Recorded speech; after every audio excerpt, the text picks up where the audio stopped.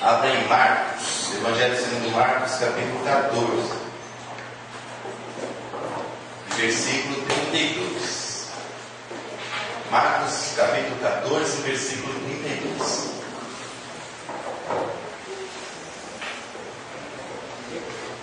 Tem passado muito rápido, mas uma semana, parece que foi ontem, a gente estava no sítio ali, ganhando todo mundo no pimbolim. Pelo menos eu vou ter que ganhar. Pimbolim. Estão querendo armar 2 vezes ao ano. Ia ser interessante se a gente fizesse 2 vezes ao ano nesse sítio. Se não der 2 vezes ao ano, pelo menos a gente comprar uma mesa de pimbolim, já ia me alegrar bastante. Teve gente que fez cara feia, fica assim. Marcos capítulo 14, versículo 32. Todos encontraram? Teve alguém que ainda não achou? Diga amém. Amém, pastor. Se não estou achando, Marcos 14, versículo 32. O título é: Vamos orar juntos?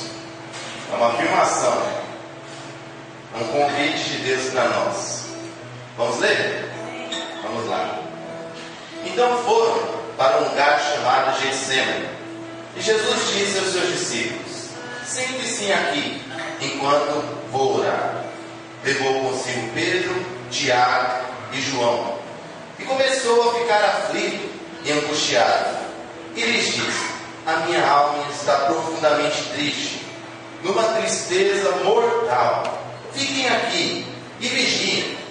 Indo um pouco mais adiante, prostrou-se e orava para que, se possível fosse, afastasse dele aquela hora.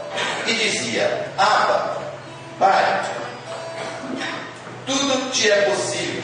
Afasta de mim este cálice. Contudo, não seja o que eu quero, mas sim o que tu queres. Então voltou aos seus discípulos e os encontrou dormindo.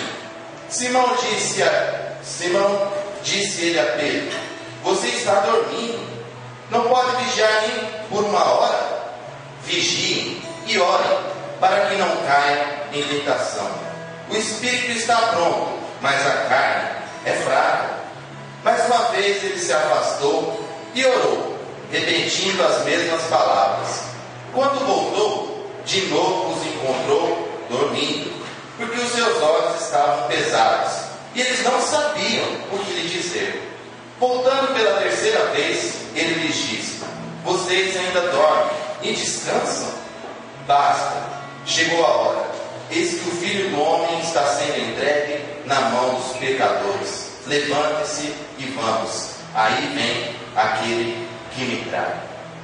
Senhor Deus, nós só podemos sempre te agradecer pela rica oportunidade que temos de aprender de Ti, de aprender da Tua Palavra, e que nós venhamos sair daqui com esse sentimento de que aprendemos mais uma vez algo de valor para a nossa vida, e que nós venhamos ter a coragem cada vez mais de colocar tudo aquilo em prática que nós temos ouvido e aprendido. Que o Senhor esteja conosco e que Tu venhas se alegrar de nós, em nome de Jesus. Amém e graças a Deus.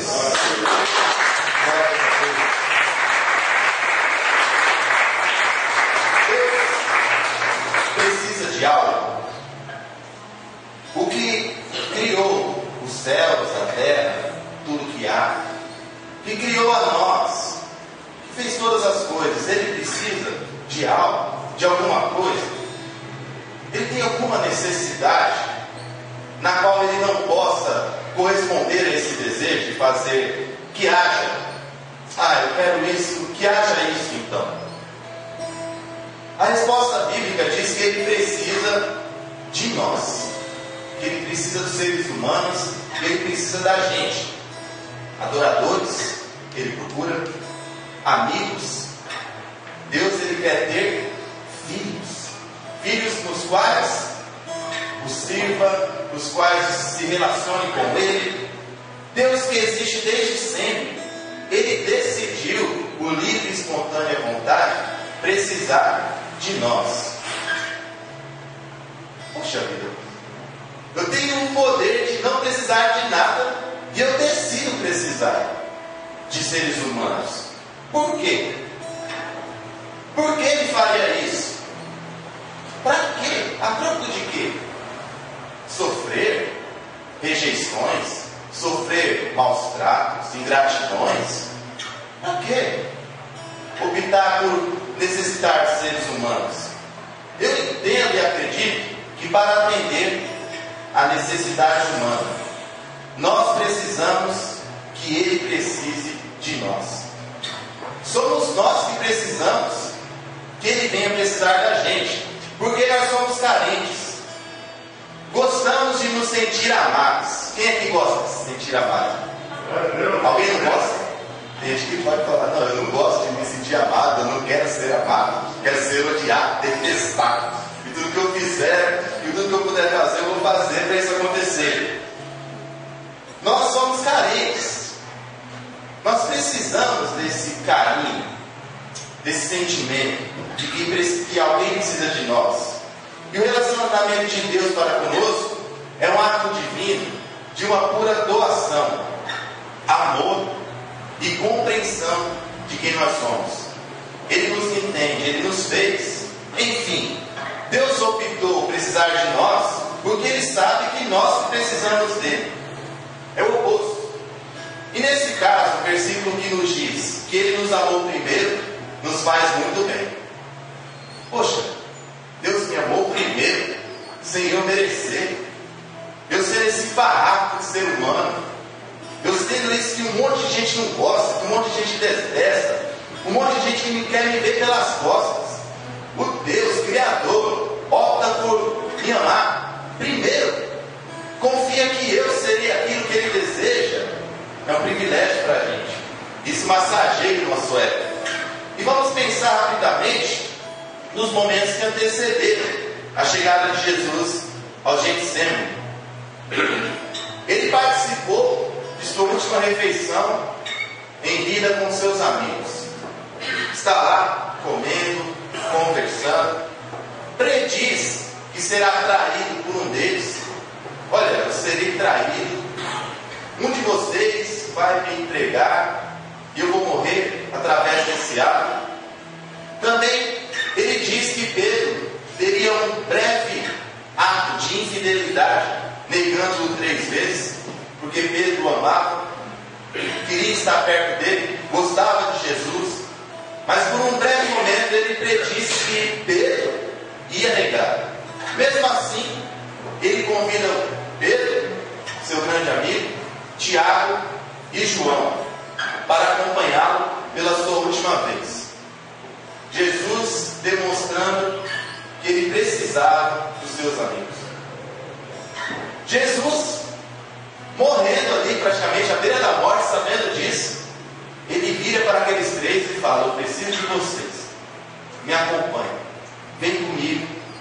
E no versículo 33 diz: levou consigo Pedro, Tiago e João e começou a ficar aflito e angustiado. E lhes disse: a minha alma está profundamente triste, numa tristeza mortal. Fiquem aqui e vigiem. Veja o privilégio de Cristo, o privilégio de Jesus, de ter amigos, pessoas ao seu lado, nas quais ele podia falar tudo aquilo que ele estava sentindo, tudo aquilo que ele estava sentindo, que estava se passando no seu coração, e confiar, ficar de olhos fechados. Fiquem aqui e vigiem para mim, que eu vou ali orar, vou ficar de olhos fechados. Eu sei que vocês vão estar na minha retaguarda. Fiquem aqui e vigiem. É um grande privilégio você contar com alguém que você possa abrir o seu coração, você falar dos seus sentimentos mais profundos. E esse deve ser o nosso compromisso como igreja, desenvolver um relacionamento onde venha ocorrer a confiança uns dos outros, de você poder chamá-los e dizer: o meu coração está assim, eu posso confiar em você de olhos fechados. Temos uns aos como esses parceiros de oração e de amizade que Jesus tem ao seu lado. Intimidade e confiança adquire-se através do tempo. Jesus, Pedro, Tiago e João desenvolveram isso no período em que eles estavam juntos. Essa confiança de poder falar o que sente, de poder confiar que aquele não vai desamparar, que eu vou estar ali, mas eu não estarei sozinho. Nós não saímos dizendo para qualquer um os nossos sentimentos e abrindo nosso coração, e nem deve fazer isso. Ninguém deve fazer isso. Que o tempo ele nos possibilite esse mesmo sentimento, esse mesmo nível de relacionamento que esses quatro tiveram. Que o nosso matrimônio, o nosso casamento se desenvolva com essas características. Que os pais e filhos da nossa igreja possam construir esse mesmo relacionamento, esse mesmo grau de amizade, esse mesmo grau de confiança. Que os amigos aqui possam se sentir da mesma forma. Jesus levou consigo Tiago, João e Pedro. Nós temos condições de escolher uns aos outros e levar consigo, e levar conosco. Esse é o nosso objetivo. Ninguém está sozinho neste lugar. No versículo 35, indo um pouco mais adiante, prostrou-se e orava para que, se possível fosse, afastasse dele aquela hora. E dizia: Abba, Pai, tudo te é possível. Afasta de mim esse cálice. Contudo, não seja o que eu quero, mas sim o que tu queres. Prostrado. O Filho de Deus, Deus prostrado, jogado no chão, rendido, reconhecendo a sua fragilidade como ser humano, reconhecendo a sua dependência e receptivo também a respeito da vontade de Deus, a quem ele prestava obediência. Jesus está rendido, está pedindo, clamando: me ajuda. Mas ele está sedento à vontade de Deus. Orar para mim é isso, procurar entender a vontade de Deus. Orar é buscar a sincronia do que eu quero com o que Deus quer. Buscar aprender e saber qual é o objetivo dele para mim, qual é o objetivo dele para a minha vida, e buscar esse encontro, que não seja mais a minha vontade, mas que seja a tua, mas também essa confiança de saber que eu posso falar o que sinto, o que passa na minha mente, o que passa no meu coração. Deus decide, quem decide, viver sua vida com Deus, se apresenta como alguém em que Deus pode contar para a implantação do seu reino e sua justiça. Se apresenta assim: Senhor, não seja feita a tua vontade. O Senhor vê mais além do que eu. O Senhor sabe mais do que eu sou criatura sua. Quero fazer a tua vontade. Porém, o que temos de mais valioso é quando nós nos prostramos. Nós não estamos diante de um Deus general. Nós não estamos diante de um Deus Senhor dos exércitos, Rei dos reis, Senhor dos senhores e outros adjetivos fortes. Nós estamos diante de um Deus Pai, Abba. Nós estamos diante de um Deus que olha para a gente com carinho e diz: você é meu filho amado e quem me alegra. Veja a diferença. Você se apresentar a alguém e dizer que seja feita a tua vontade. Meu Pai, aquele que cuida de mim, aquele que quer o meu bem, aquele que coopera. Filho é assim. Pede mesmo. Não pede? Filho pede. Hoje o Natan acordou e falou: pai, eu quero a Pepi. Eu não sei onde está. Vou estar ali. Abri o armário, estava a Pepi dele, peguei a mãe lá brigando. Não é para dar Pepi, mas como resistir? Tem horas que você não consegue. Você fica sensibilizado. Filho é assim. Filho pede. Pai e mãe sabem o que é bom. Eu sei que não deve dar, mas naquela hora eu exigir. Mas Deus sabe o que é bom para a gente. A gente tem que ter essa confiança nele. Nós podemos pedir sim, mas sabe que a vontade do Pai ela é soberana.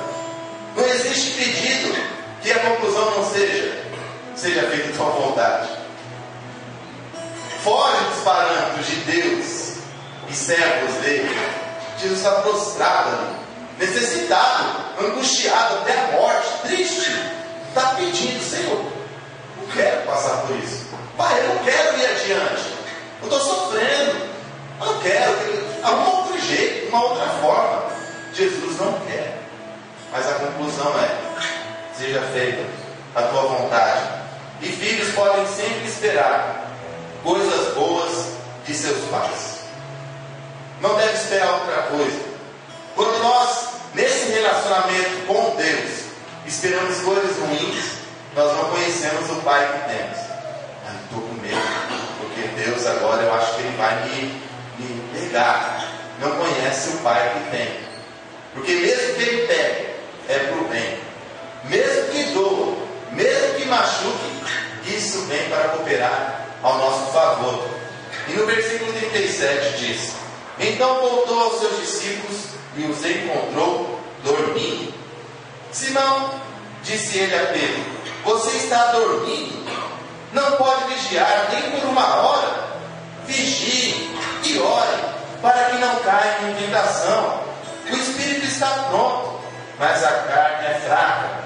Mais uma vez ele se afastou e orou, repetindo as mesmas palavras.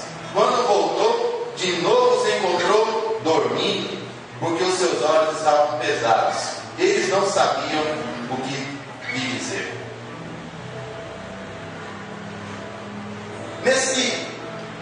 Nessa dinâmica do relacionamento entre homens, entre pessoas, entre amigos, entre pais, entre esposo e esposo, nós não podemos esquecer, precisamos sempre lembrar que esse relacionamento está sujeito a falhas, a erros.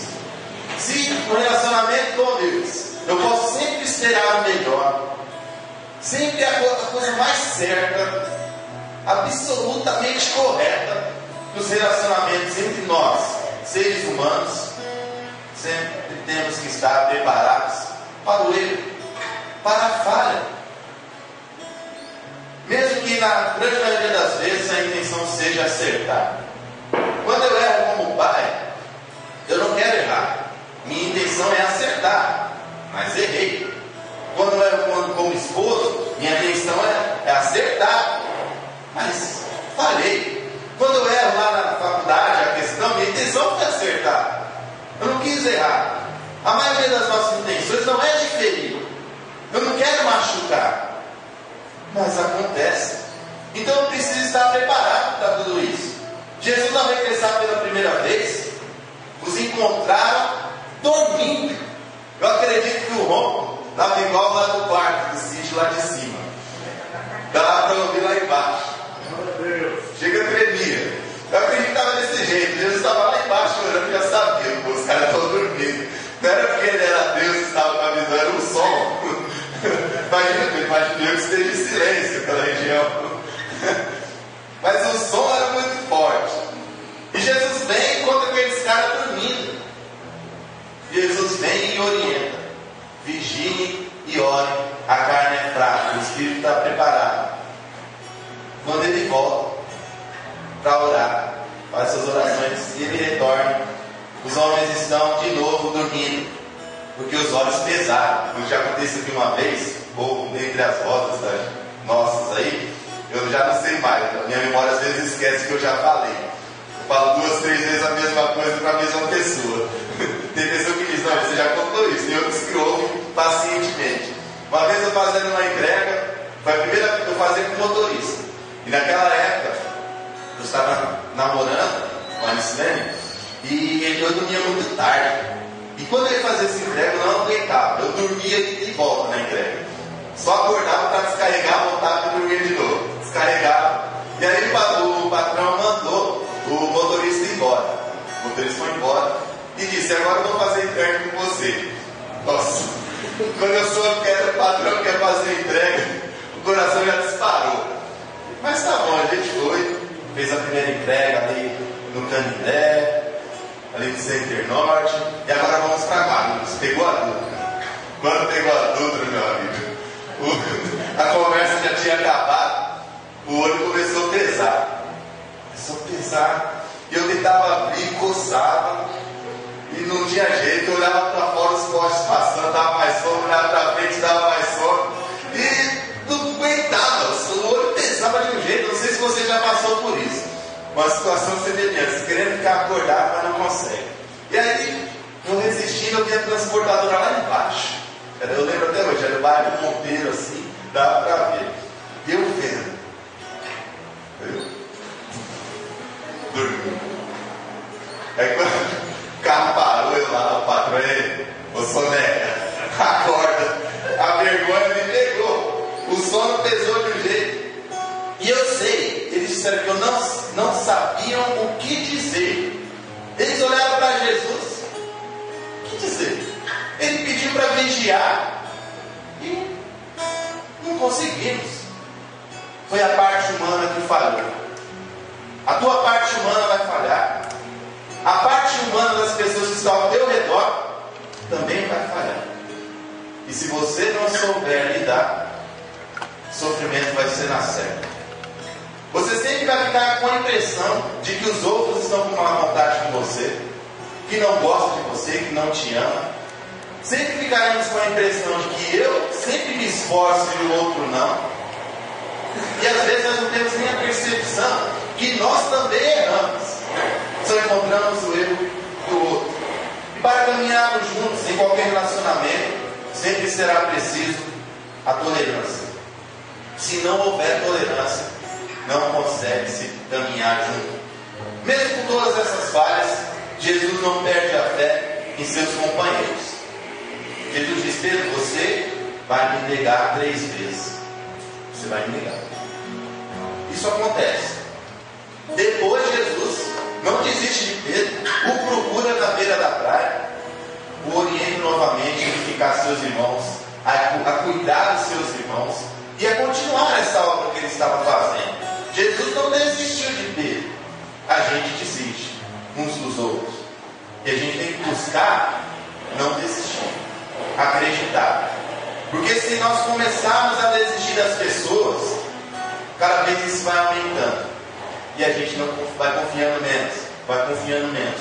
Quando você percebe, você está trancado em um quarto, sozinho.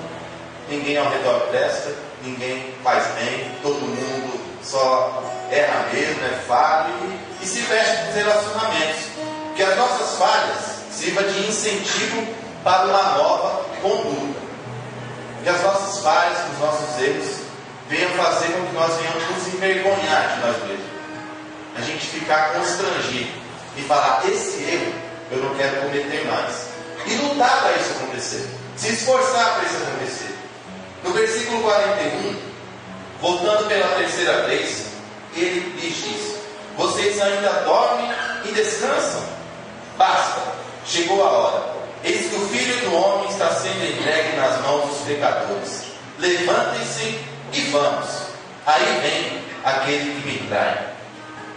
O interessante do texto de Marcos é que não acontece nada de sobrenatural. O texto não relata nada de sobrenatural.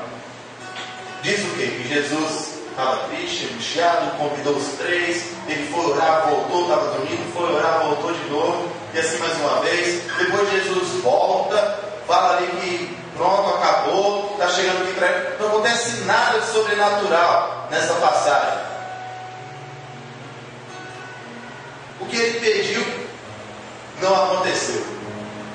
Em primeiro plano, ele pediu para que passasse, não passou. O que continuou foi: seja feito tua vontade. Não aconteceu. Nada sobrenatural. O que ele pediu não aconteceu. Os seus amigos falharam, dormiram, não vigiaram. Mas ele voltou dessa oração diferente. Ele já não voltou mesmo dessa oração. Ele foi triste. Uma tristeza que doía na alma, beirava a morte. Mas ele já não voltou da mesma forma. Ele voltou confiante. e sabendo que os próximos acontecimentos seria para a glória de Deus. Ele não voltou dali derrubado, vou ter que morrer, vou ter que carregar a cruz, vou ter que ser crucificado com coroa de espinhos, açoitado. Ele não voltou com essa sensação. Ele voltou sabendo que no final tudo daria certo. Lá na frente, não sabe de que maneira as coisas iam ser revertidas ao teu favor, ao favor da humanidade, ao favor de seus amigos. Jesus tinha essa consciência de tudo que ele sofreria valeria a pena. Eu acredito que a oração ela tenha esse poder. Os relacionamentos entre nós têm o mesmo poder. Às vezes, de mudar as situações, de nós conseguirmos receber essa graça de Deus, essa graça dos amigos, de ajudar uns aos outros, e outras vezes não acontecerá nada, vai continuar a mesma coisa, mas o ânimo será alterado, a confiança será modificada. Uma vez na presença de Deus, um momento na presença de Deus, as coisas mudam, não fica da mesma forma. E um trecho do livro do Philip Yancey, ele fala de uma música de uma moça chamada Aretha Franklin, que é assim: uma noite com o rei muda tudo, eu sei. Uma noite em sua mansão pode mudar tua direção. Um momento em sua presença mudará toda a tua aparência. Uma noite com o rei muda tudo, eu sei. Um momento com o rei traz paz. Um momento com os amigos, companheiros de fé, traz alegria, traz esperança. Jesus iniciou o texto aflito, angustiado.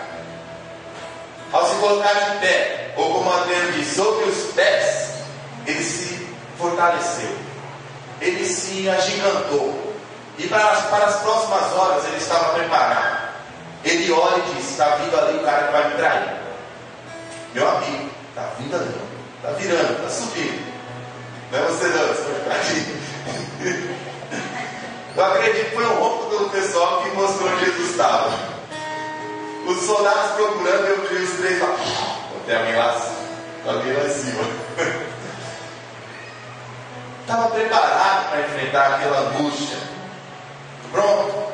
Oração não é uma moeda de troca para nós recebermos bênção, como se propaga por aí. Ah, você quer? Ore. Você quer? Vai lá. Não é isso não. Não é para mover o braço de Deus a nosso favor. Ah, agora eu orei. Não. É para a gente mudar o nosso ânimo. É para a gente se relacionar com Deus. É para a gente aprender o que é melhor para nós. O que é melhor para mim, Deus? A oração não é só esse monólogo onde somente eu falo. Tem momentos que você não fala nada. E a proposta é que nós façamos do nosso coração aquele quarto que Jesus falou: ó, quando você for orar, vai lá, tranque o seu quarto em secreto, nesse caso, e olha ao Pai que está te ouvindo, que está com você. E nós venhamos fazer do nosso coração esse quarto de portas fechadas, aonde vem haver relacionamento com Deus, aonde mesmo calado Ele sonda os nossos sentimentos, Ele sonda nossas emoções. Jesus convidou seus amigos para orar, e esse é o mesmo convite para a gente, que a gente venha orar, que a gente venha chamar os nossos amigos para orar, que a gente venha chamar os nossos irmãos para a oração. E tem uma ilustração que é o pássaro e a oração. Você já viu um passarinho dormindo num galho ou num fio sem cair? Quem já viu? Passarinho lá dormindo, pendurado. Como é que ele consegue isso? Se nós tentássemos dormir assim, iríamos cair e quebrar o pescoço.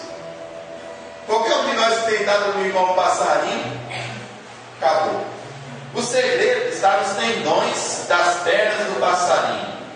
Eles são construídos de forma que, quando o joelho está dobrado, o pezinho segura firmemente qualquer coisa. Os pés não irão soltar aquela coisa, até que ele desdobre o joelho para voar. O joelho dobrado é o que dá ao passarinho a força para segurar qualquer coisa. O joelho dobrado do passarinho. É a mesma coisa com a gente. Esse joelho dobrado, esse sentimento de oração, de busca por relacionamento com Deus é o que nos dá força. Quando nós estamos bem com Deus, tudo ao redor se transforma, se modifica. Ontem o Leandro disse assim: é bom você estar do lado de uma pessoa positiva, esperançosa, alegre com a vida. E parece que cada vez está mais difícil encontrar pessoas assim. Sempre ao nosso redor são pessoas negativas, pessimistas. O mundo está ruim, as coisas estão difíceis. Aquele que tem relacionamento com Deus, naturalmente, sempre terá esperança e motivação. Nós temos momentos de angústias, momentos de tristezas, onde todos eles podem ser resolvidos na presença de Deus. O convite é o mesmo. Nós fomos selecionados nessa noite aqui para orar, para vigiar uns com os outros. Nós aceitamos esse convite? Então se coloque de pé.